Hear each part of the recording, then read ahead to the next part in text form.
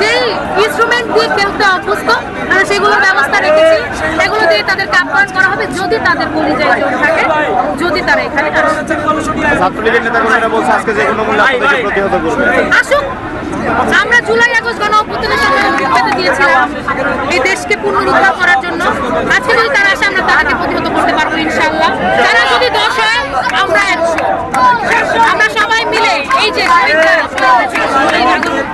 যারা একাত্তরে শহীদ হয়েছে এই শহীদদের রক্ত বিলিয়ে দিতে ছাত্রলীগকে প্রতিহত করার আসলে মূল কারণগুলো কি? আজকে তাদের ছাত্রলীগের যে কর্মকাণ্ড বিগত দিনগুলোতে আমরা দেখেছি, কি ভয় হয়ে উঠেছিল তারা। হত্যা, চাঁদাবাজি, এগুলো তো আমরা সবাই দেখেছি, এগুলো তো আর লোক দৃষ্টির অগোচরে নেই। এইরকম একটা মানে রাজনৈতিক দল কোনো দেশে, বাংলাদেশ না পৃথিবীর কোনো দেশেই কাম্য নয়। কোনো দেশের জনগণই চাবে না তাদের দেশে এরকম একটা কমিউনিটি থাকুক যারা হচ্ছে প্রতিনিয়ত হত্যা এগুলো করে বেড়াচ্ছে। কখনোই এটা কোনো দেশের জন্য কাম্য না, একটা স্বাধীন দেশের জন্য। আমরা আমাদের পরে স্বাধীন হয়েছে যে দেশগুলো